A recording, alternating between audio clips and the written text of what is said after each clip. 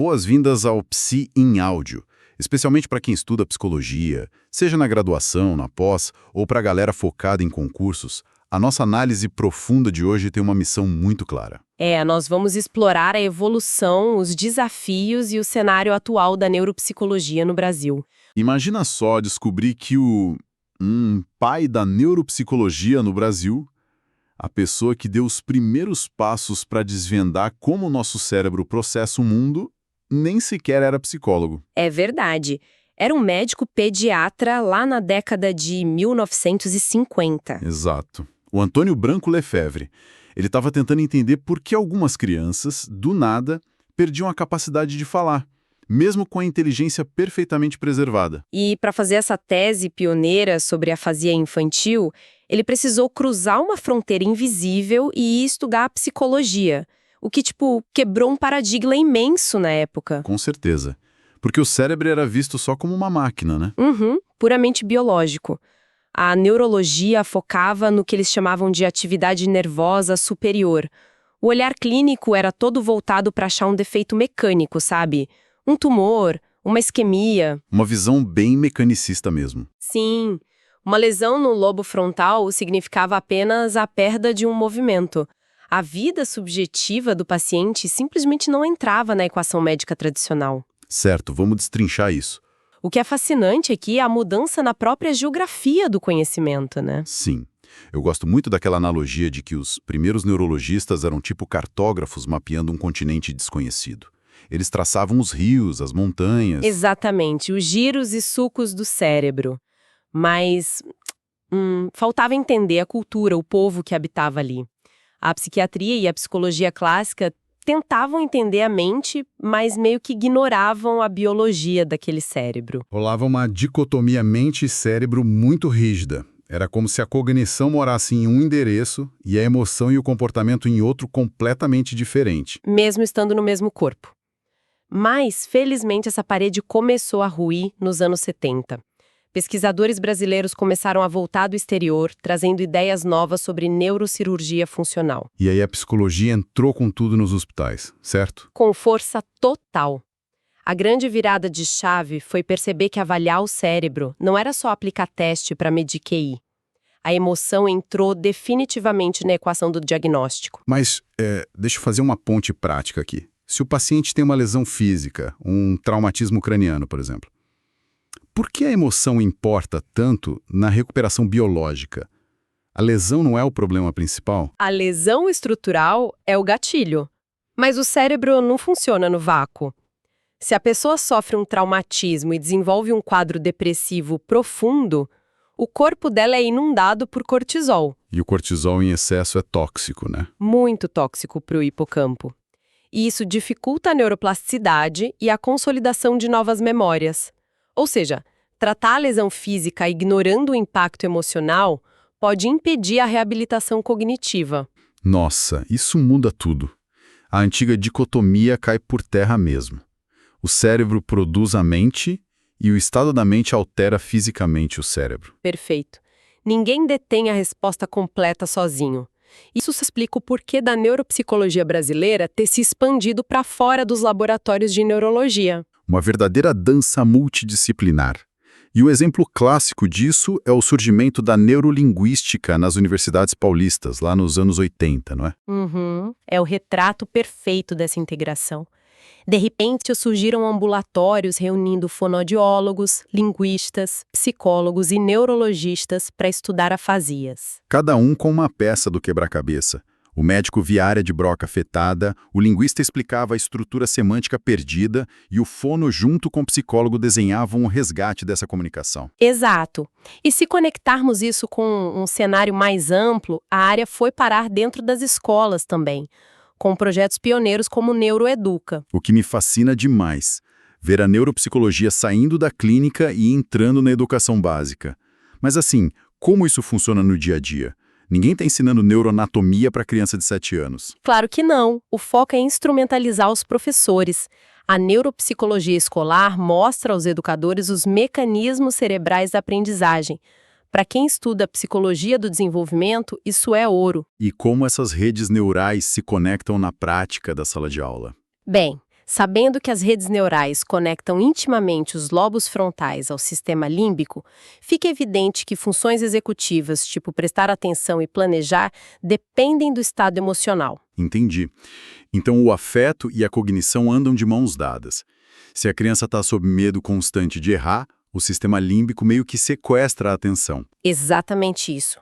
O lobo frontal simplesmente não consegue trabalhar para fixar aquele conhecimento matemático, por exemplo. A qualidade da emoção dita a qualidade do aprendizado. Sensacional. E essa mesma lógica se aplica na relação com a arte, né? Eu estava lendo sobre o trabalho conjunto com terapeutas ocupacionais. Sim, o poder da manifestação artística na reabilitação é incrível. O hemisfério direito, que é especializado no processamento visual e espacial, é profundamente ativado durante a pintura ou a música. E aqui é que a coisa fica realmente interessante. Porque quando uma pessoa pinta um quadro após um AVC, ela não está só se distraindo, ela está fazendo tipo uma musculação em rede para o cérebro. Com certeza! O ato de materializar uma imagem mental através do pincel exige coordenação motora fina, planejamento visual e muita expressão emocional. Forçando a comunicação entre áreas que talvez tenham perdido a conexão. A arte organiza o mundo ao redor do paciente. O pensar aliado ao fazer estimula ativamente a neuroplasticidade. É a neurociência provando o que os terapeutas já haviam na prática há décadas. Falando em organizar o mundo e integrar conhecimentos, um recado rápido. Se quem está ouvindo a nossa discussão está curtindo a profundidade até aqui, não esqueça de curtir o conteúdo. É um ótimo lembrete. E, um aviso estratégico. Para quem estuda psicologia e quer aprofundar de verdade esses temas, deixamos sugestões incríveis de bibliografias na descrição do vídeo.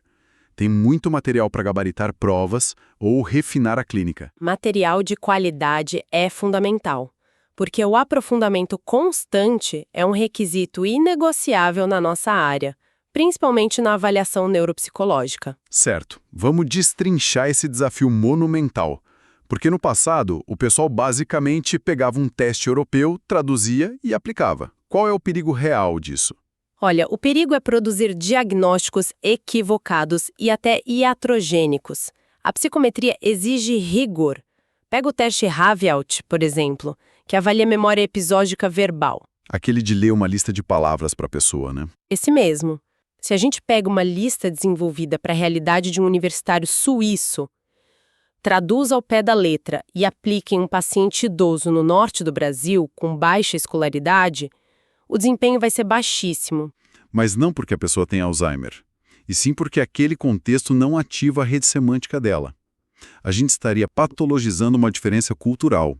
Isso levanta uma questão importante sobre o esforço gigantesco da ciência brasileira. Laboratórios de norte a sul não fizeram apenas traduções, eles fizeram validações estatísticas e normatizações. E hoje o Brasil tem dados normativos robustos que cruzam idade, nível de escolaridade e até região do país. Instrumentos como o Neupsilin, que são 100% nacionais. Exato.